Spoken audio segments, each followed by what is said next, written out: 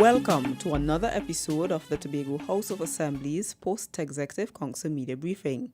This week, the Secretary of Infrastructure, Quarries and the Environment, Kwesi Des Vignes, addresses the media. Wishing all of Tobago and by extension Trinidad and Tobago a happy independence. Of course, independence I think is not just a time to dress in pretty red colors or look at the bunting, but to truly reflect as a nation on our history, where we have come from and where we are going. And I think it's very important that we take this opportunity come Friday, throughout all of the festivities, the fireworks, that we really reflect as a people where we are going and our collective responsibility to the nation of Trinidad and Tobago, the Republic of Trinidad and Tobago. Of course, my name is Kwesi Des Vignes, Secretary with Responsibility for Infrastructure, Quarries and the Environment. And I have with me Ms. Nadia Frank John, the Transportation Planner under the Division of Infrastructure, Quarries and the Environment. And the first item I would like to start with is the Smithfield Connector. I am pleased to announce that the Smithfield Connector will be ready for service or use by the public. And this is, of course, a critical piece of infrastructure that we have completed in record time, I think. The first concrete was first poured on that site somewhere in mid-June, June 12th, I believe. And here we are today.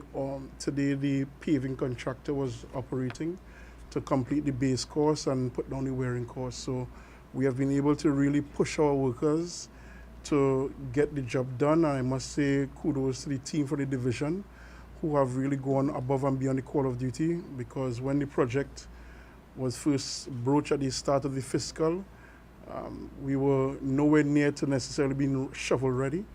But after a lot of hard work, we would have ensured that all the necessary surveys and groundwork was done so that we are able now to open this road. And I'm happy to announce that tomorrow the road will be commissioned along with the Scarborough RSC School.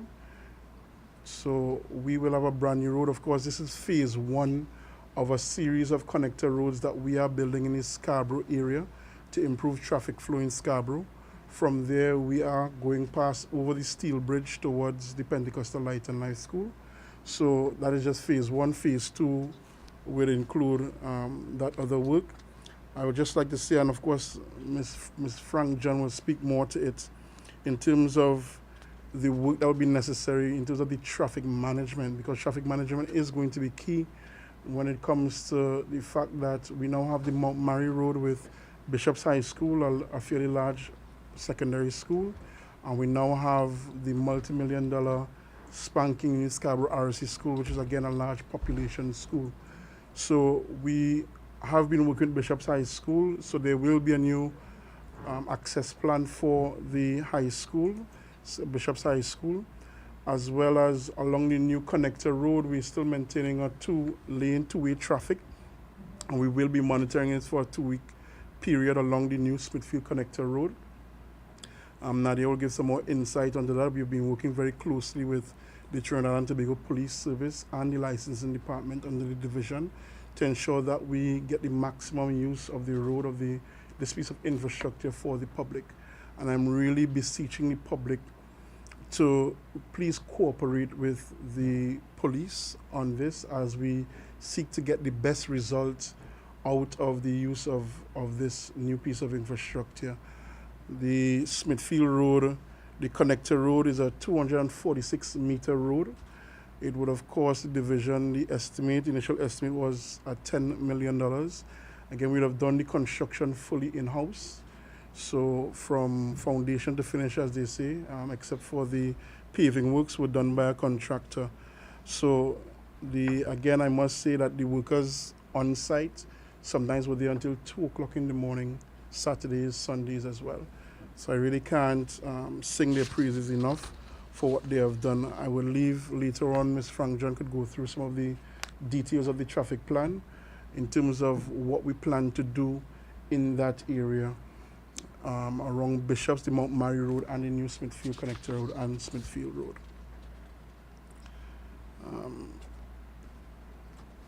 Truth be told, we have a lot more vehicles on our roads now, and we know that. For that very reason, just today the Executive Council would have approved the formation of a traffic management unit under the Division of Infrastructure as we seek to really revolutionize the way we manage traffic in Tobago. For far too long, we've been using a lot of anecdotal data and reacting as well. The reality is, with the increase in the cost, in the standard of living for many persons have been able, Tobagonians have been able to afford motor vehicles, and there has been an explosion of sort of the motor vehicle population on the island. And we have to find ways to manage that while ensuring that so everyone is able to do their business and everyone is able to get to where they have to safely as well. So we now have a traffic management unit under the division. We'll also be commissioning a parking study and a traffic study in the Scarborough area as we seek to again get the right information to guide the decision-making process. The last traffic study was done sometime in 2015, and of course we have had an exponential increase in the vehicle population, so we have to update our information to suit. One of the things we recognize as well, and again today the Executive Council would have referred the recommendation by the Division of Infrastructure to have traffic wardens in Tobago.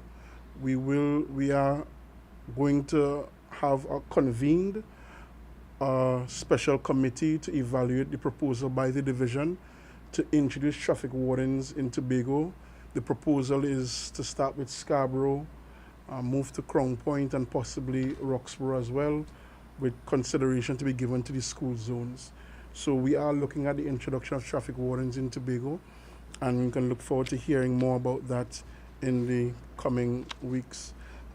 Again, sticking with traffic management, and that's why I have Mrs. Frank John with me. We have been doing a lot of work on the coordination of the traffic lights, and I just want to thank the public for being patient for any inconvenience they would have suffered while we are undertaking this process. The division would have spent some $1.1 million on some 21st century traffic technology. They are not red light cameras. I will repeat, they are not red light cameras, and they do not have the capacity to send your ticket in the mail. That's not what these cameras are for. They are actually quite different, and I will let Nadia again go into the details of how these cameras actually work. These video detection devices actually work.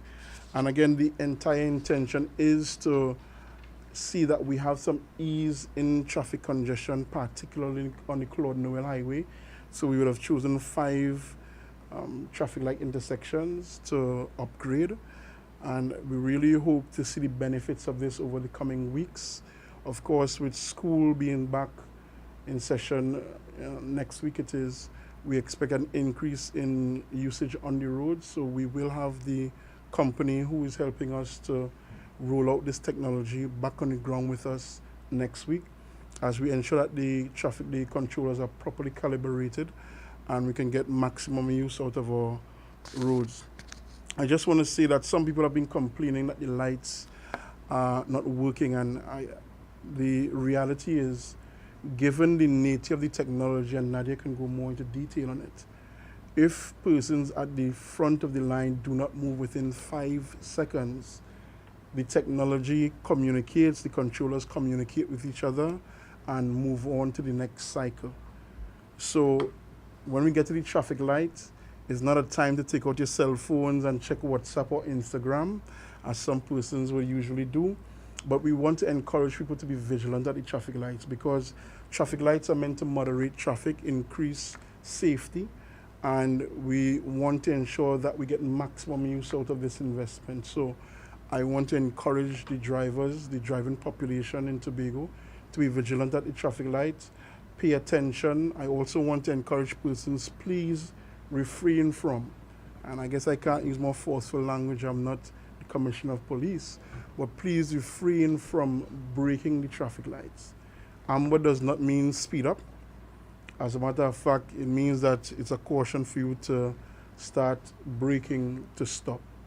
So I really want to encourage persons to be very mindful of that. So as I would have indicated before, we are doing the traffic study, and as part of that, we expect that we will be making some changes to the carriageways, or some addition to the carriageways on the highway in particular.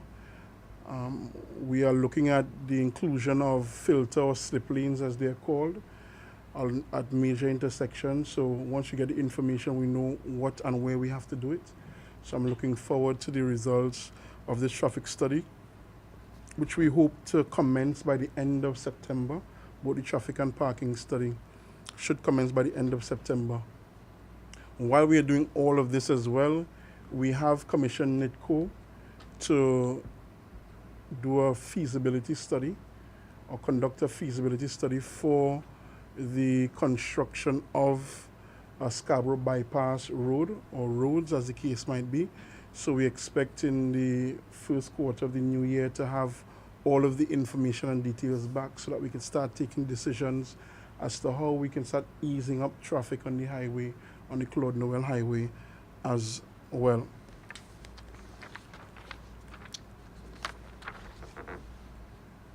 I just want to put in, as we have entered into the rainy season, the division has been actively working in collaboration with TEMA, the Division of Food Production, Forestry and Fisheries, and the Division of Health, Wellness and Family Development, to ensure that, as well as WASA as another partner, to ensure that our water courses are properly cleared so that Tobagonians don't have to experience the inconvenience or the tragedy of being flooded out in any way. So we are working assiduously with our partners. I must say thank you to WASA for coming on board. They have been really doing human service. We've been able to clear out several areas, and I don't know how many of you would have passed by Lowlands, Hamden Lowlands. It is in the area close to the mosque, where we would have cleared out the detention ponds in that area. And you would have noticed the amount of plastic waste that is coming down in our water courses. And again, I'm not going to be the one to point fingers, but we have to get serious about how we treat our environment. The plastic waste is not something that any politician put there. And I've seen people giving all sorts of suggestions which may be valid as to how we could control plastic waste, but I think that controlling plastic waste is best done by the users of the plastic in the first place. So whenever you use your plastic bottles, your water bottles, your soft drink bottles, as the case might be, please dispose of them correctly. The Yahweh Foundation does recycling now as well. We do have other suppliers that do recycling, so partner with them, collect your plastic bottles, and let's see if we could start changing behavior so that we don't have that type of waste coming down into our water courses.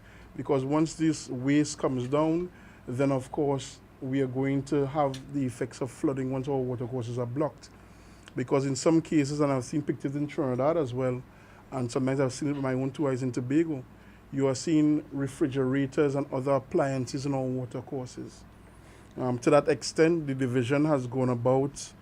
We had issued an RFP, and we have selected a vendor for the rollout of a pilot project for camera traps.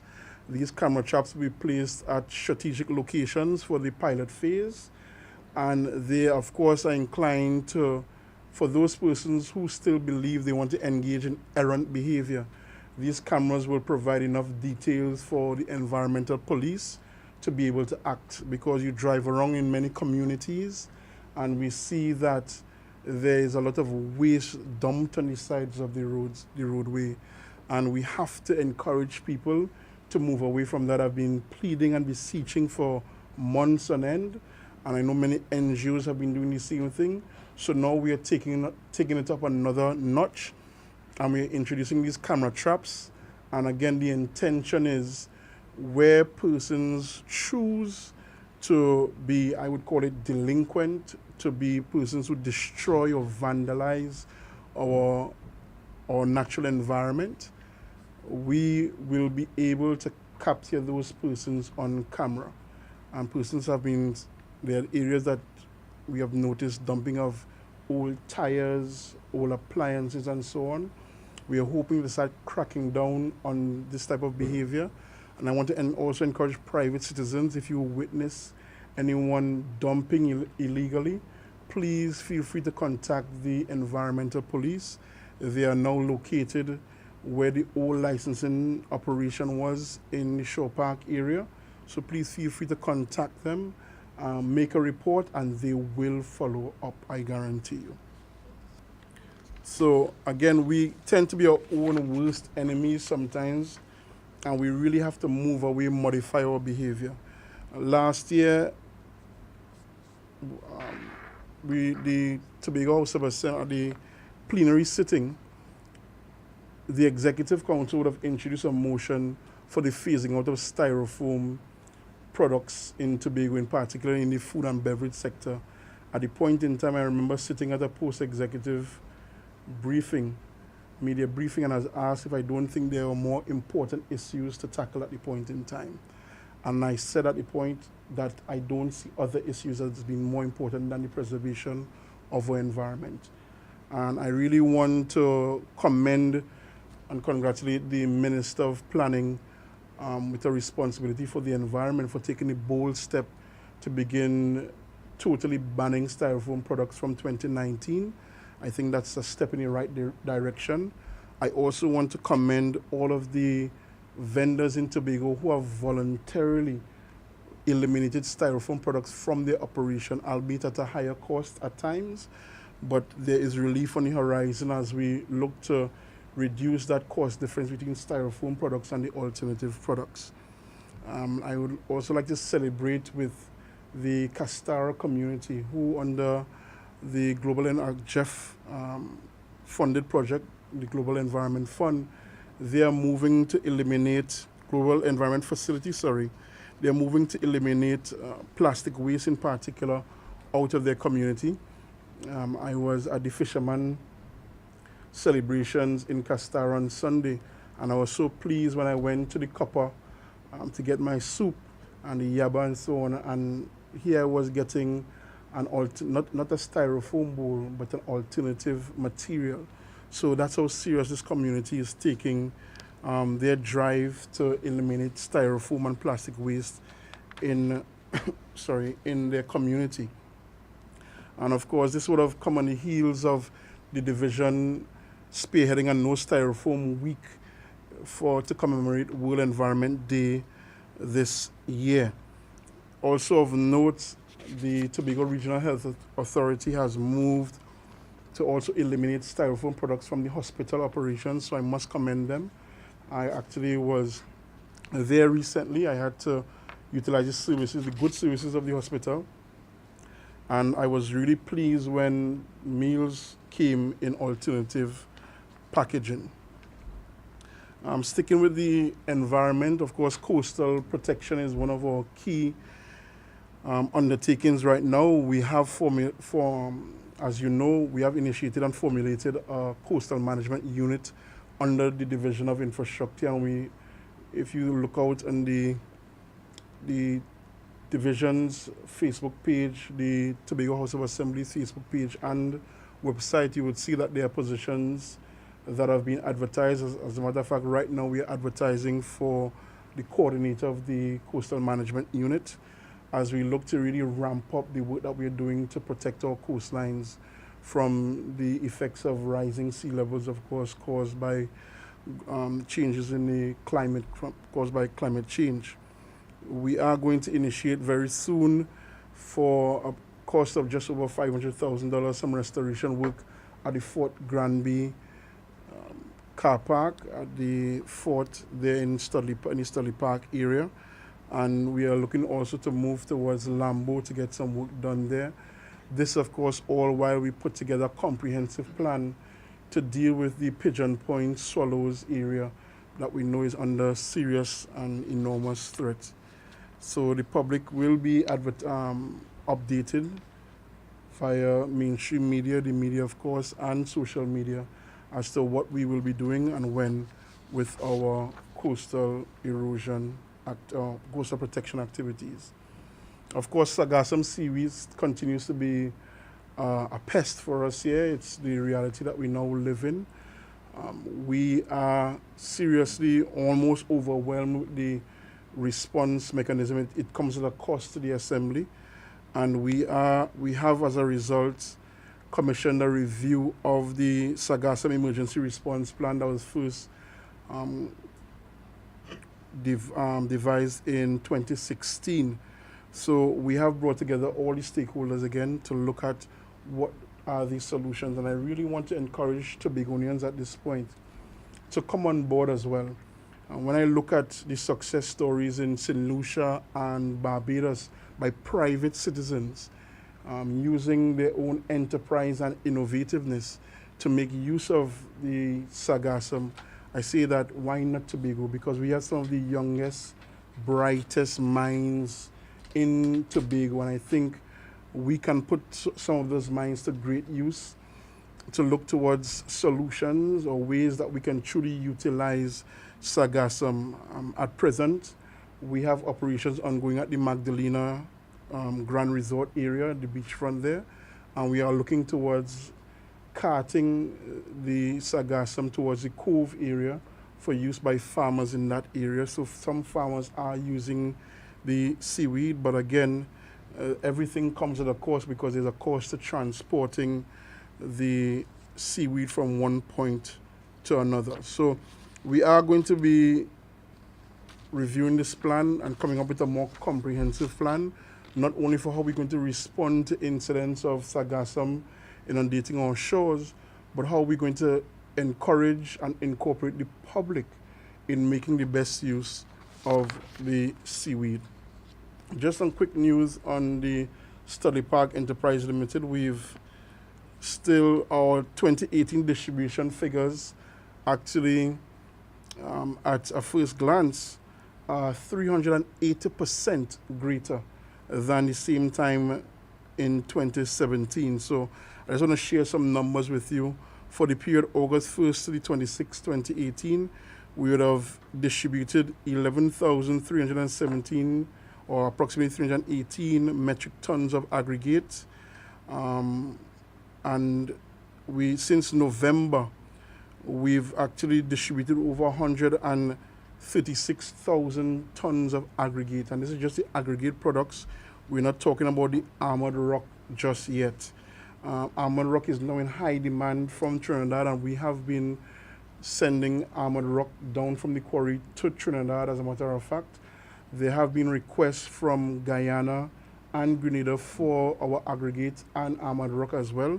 So we're looking to start exporting.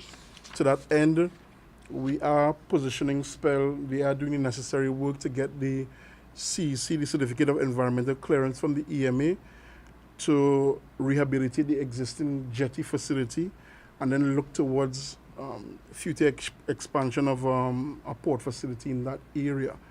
So we are looking forward to when Tobago can export easily aggregate from that area. In the interim, through the work partnership with the Division of Infrastructure and the Port Authority of Trinidad and Tobago, the Studley Park Enterprise Limited has been able to access sheet piles, and they are currently sandblasting those piles so that they can begin work as soon as there is the clearance. Also of note is that following a meeting with the executive, Studley Park Enterprise Limited is positioning itself as a supplier to asphalt and concrete in Tobago, so that we will be getting into that business soon, as the sale of asphalt and concrete in Tobago to the public, that is. It is very important as well that we get value for money, especially when we are doing extensive concrete or asphalt work. One of the things that has been missing in Tobago for a while is a properly functioning lab to test aggregate, concrete and asphalt products. So the Division of Infrastructure has entered into a sort of arrangement with the Studley Park Enterprise Limited for them to take over the old lab facility, and they're currently upgrading and calibrating equipment at the lab. They're getting certification as well, so that we can ensure that all aggregate, concrete and asphalt products are properly tested before they are laid down on the roads and byways in Tobago. Speaking about road resurfacing, the division has been continuing its road resurfacing program. Of course, we haven't been as blessed as in the past to have free access to 40 million or so to do road resurfacing, but we have still done quite a bit. Daniel Trace, Blending Housing Development, Annesville Road, Greenfield in Mason Hall, Church Street Extension, McKnight Trace in Bonaccord, Celestine Avenue in Bonaccord, Sandy River in Mason Hall, and of course, we're also extending that to Adelphi Road.